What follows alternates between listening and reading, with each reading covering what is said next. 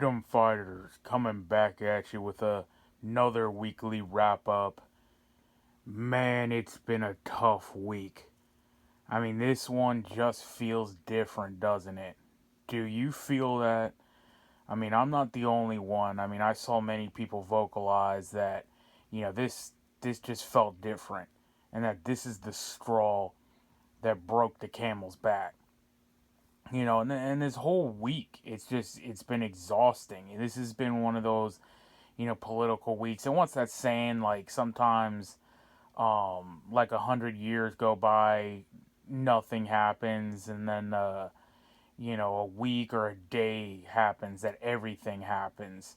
Um, and it's like, yeah, um, mourning the loss of Ariana and going over the anniversary of 9/11 and mourning Charlie Kirk and getting wrapped up in all the, conspiracy theories and stuff going on in there. We'll get into some of that, later, but just the whole thing, it's been a rough week, and I was thinking, thinking about 9/11 and all that stuff and the Charlie Kirk thing, they feel similar in a way, as in they are gigantic moments, and it's gonna change the country.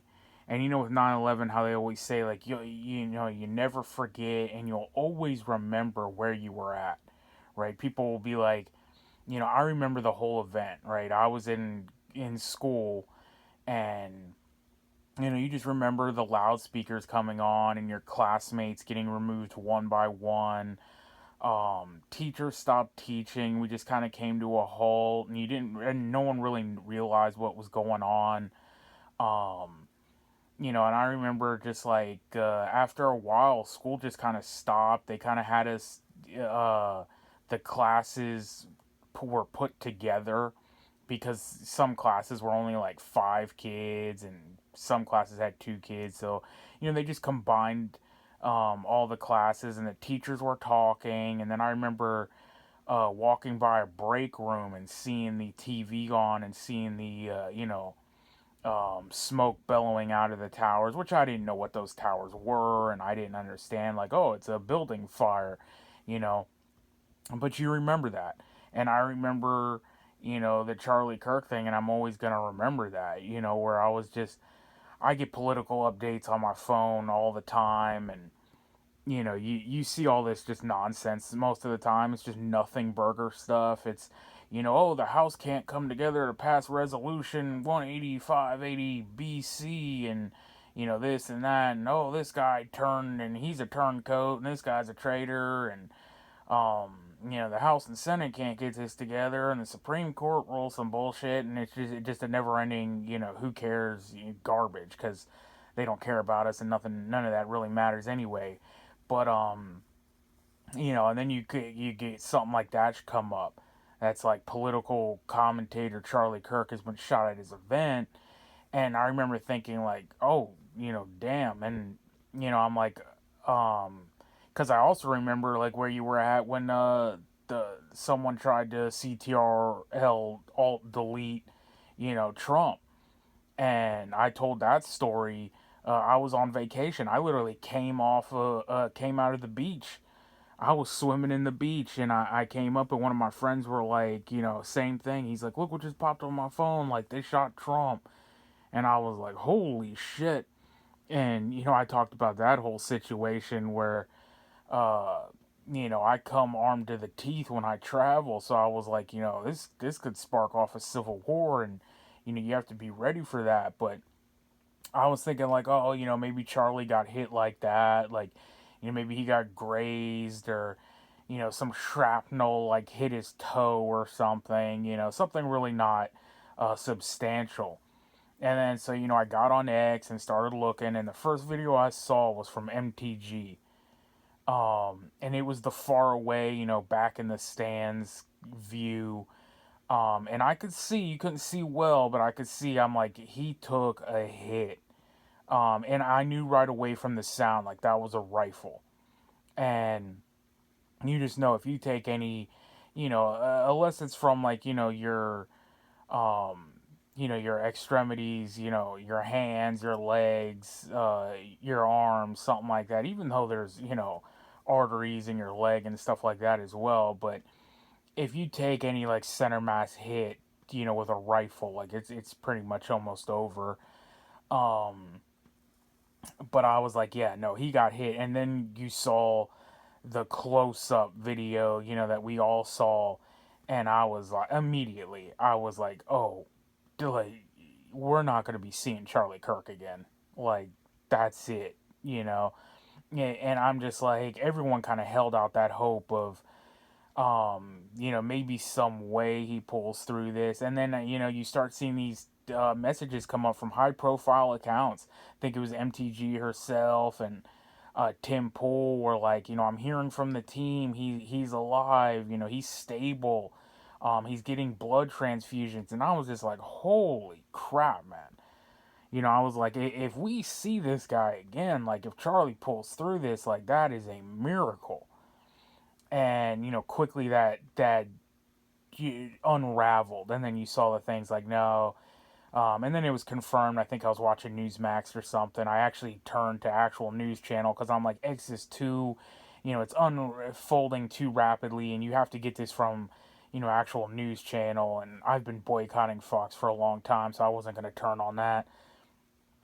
But then yeah, then we actually got the news, and it's just, it feels crazy because it was like he was the good guy, right? And you've heard so many people make these um relations to like, you just don't it's like if you had like five brothers or something, and it's like your brother Jason's an asshole. He's always been an asshole. He's a bully. He fights people. He causes problems. And Bob and Steve and all your other brothers um are decent, but Jason, is a problem child, and someone comes to you, oh man, they killed your brother. You're like, what? Who? And like immediately you're like, what did Jason get himself into, right? Like he did, something. And they're like, no, it was Alex.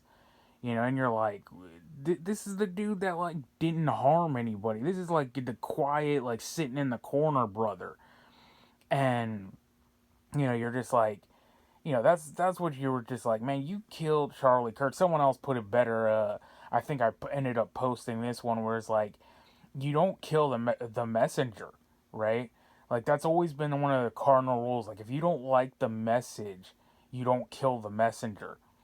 And that's what he was. And South Park made fun of him as the debater, right? The master debater. And that's what he was. He was the voice. All he wanted to do was talk and debate, and have conversations. And when you take the person out having conversations, then the conversation is over. And what comes next isn't good, which we've talked about plenty of times on this channel, and I don't want to get too far into that in this video. But that's it changed me in that moment. And I want to see, I see him differently now, and I'm trying to see other people differently, especially within our movement, right? Like the establishment, people who I've often called like the cucked right, and all this stuff, the Matt Walshes and stuff, who's honestly been posting pretty base stuff lately, but he still works for Shapiro, and Shapiro himself, and he said he's going to take over the microphone and go to the college campuses and do all that. And Ben Shapiro can't take his place. Like, we can't allow that to happen. But at the same way, like, I'm trying to look at him different, right? Like, I'm trying to explain it. Like, I used to view these people as like they were evil and they were meant to subvert the movement and all this stuff. But within our own movement, like, I think we need to get together more often. um right, like as much as I despise Shapiro, you don't want to see that happen to him either. Like no one wants to see someone's neck splattered open. And um and make no mistake, they did that on purpose. Someone made the point, like, why didn't they get him in the driveway or somewhere else? Like they meant for it to be the spectacle, just like Trump at the rally. Like they want it in 4K in front of everyone's face, playing on the phones to send a message. And that's the real evil. But it's hard for me to not see people, outside of our movement is still as evil, and you know, like Klaus Schwab or Soros or something like that. Like I literally see them as evil figures, like plotting in dark rooms, and smoking cigars, and just like all this stuff. And Soros is like, and not even Soros now because he's old and he really ain't doing shit, but he handed over the business to his son. But come here, son, and listen to how we can bring down and crumble the economy and bring countries to their knees. uh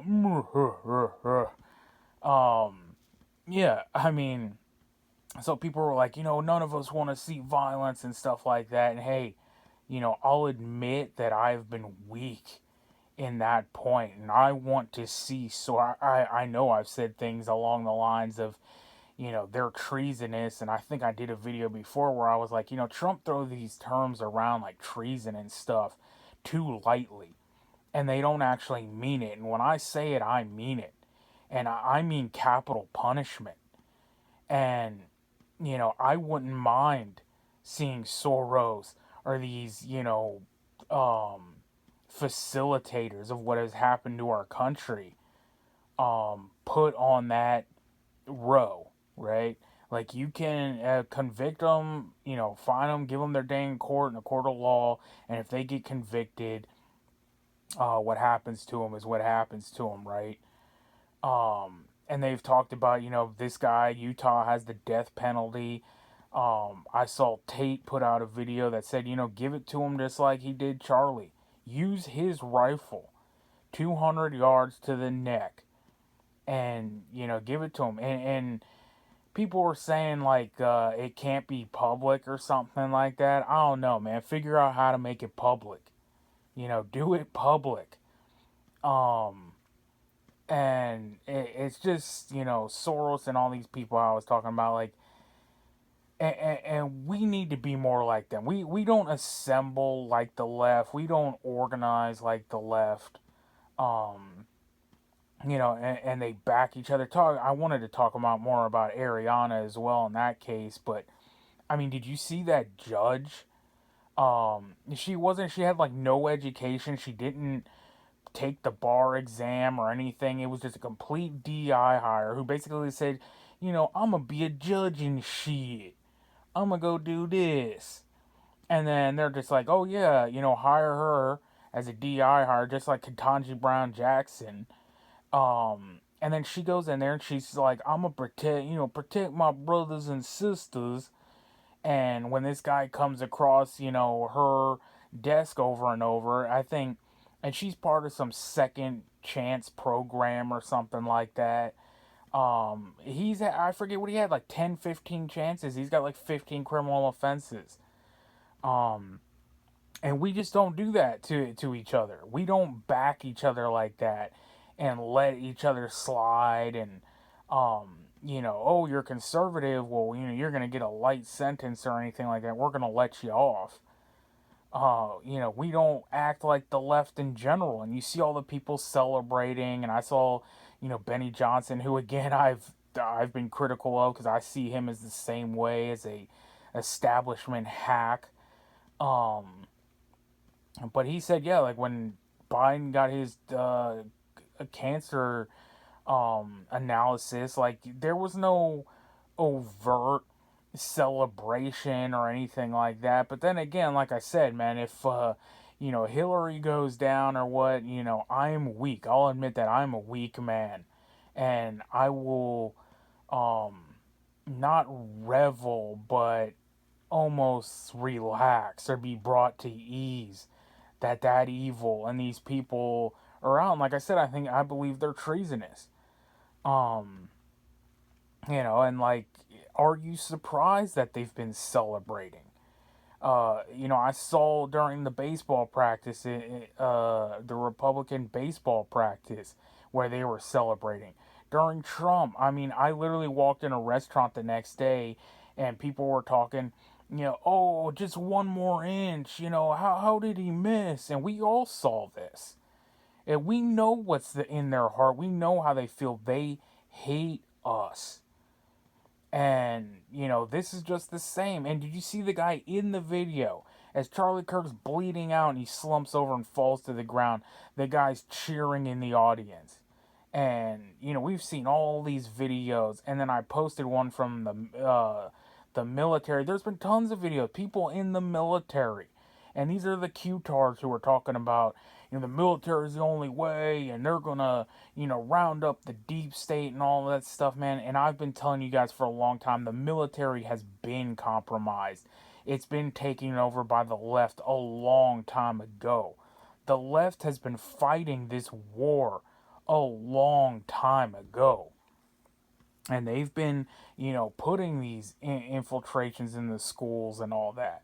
They've been infiltrating the military. They've been infiltrating the police, the doctors, the teachers. They're in your churches. And you saw that once again. That all these teachers who were posting support and the fact that Charlie Kirk was assassinated, this is what they want. This is the Marxist revolution they want. And, I've seen a lot of videos of and talking about the military, that old chicken nugget video, Cindy Bronson, where that lady was like, hey, military, what's up? Are you leaving this to us? And then Cindy Bronson replied, like, I am the military now, right? Like, we're the military. And, Cash and Dan and Pam and the whole crew, I mean, we talked over and over about them, and you know the deal, man. They need to put it to rest. This video's getting a little long, so I'm probably going to cut it, but we all know what needs to happen. This guy needs to get it like Charlie got it, and all these people need to be investigated. The judges, anyone who facilitated this, and you need to crush these people once and for all. Or else it's going to be left up to the people, and they ain't going to like it. I'll just leave it at that, man. Till the next one, you know what it is. We are on our own. Nobody's coming to save us. So get right with God, because only God can save you. Freedom fighters out.